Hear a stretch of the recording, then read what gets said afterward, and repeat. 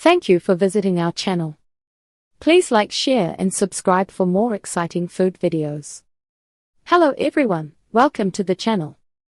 In this video, we'll start part 1 of our topic and explain the basics in a simple and easy way. Let's begin.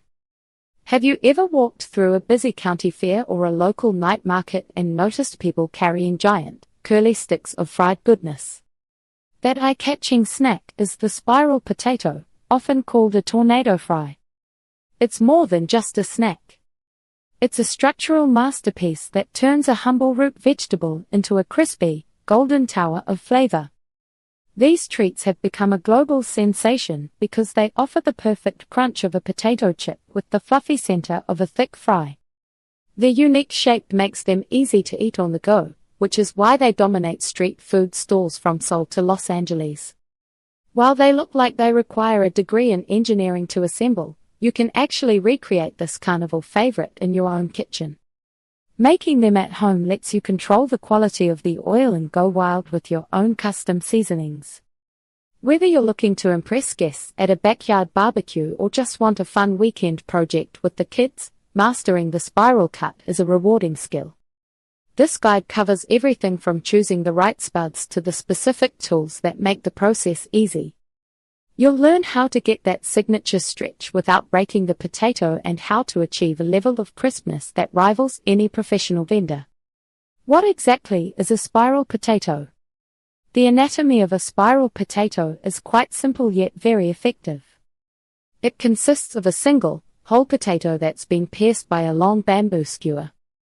Using a specialized cutting technique, the potato is sliced into one continuous, thin spiral that wraps around the stick.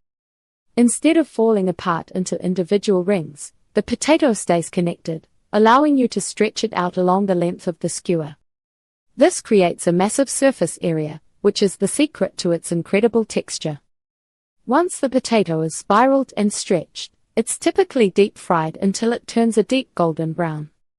Because the slices are so thin, the heat penetrates quickly, creating a uniform crunch. After it emerges from the hot oil, the potato is usually hit with a heavy dusting of flavored powders. From savory to spicy, these seasonings stick to the slightly oily surface, ensuring every bite is packed with punchy flavor. The best potatoes to use. Selecting the right type of potato is the first step toward success. You want a variety that can stand up to high heat and maintain its shape without becoming mushy. Starchy potatoes are the undisputed champions for this task. The russet potato is the top choice for most professionals. Its high starch content and low moisture levels mean it fries up exceptionally crispy on the outside while staying light and airy on the inside. If you can't find russets, Yukon Gold potatoes are a solid runner-up. They have a slightly waxier texture which results in a creamier interior, though they might not get quite as crunchy as a russet. When you're at the grocery store, look for potatoes that are long and relatively narrow. If a potato is too round or lumpy, it will be much harder to skewer and cut evenly. A nice, oblong shape allows you to stretch the spiral further down the stick, giving you that iconic tornado look. That's the end of part 1 of this video. We've covered the key points to help you understand the topic better. Stay tuned for part 2. Thank you for watching. Please remember to like, share and subscribe.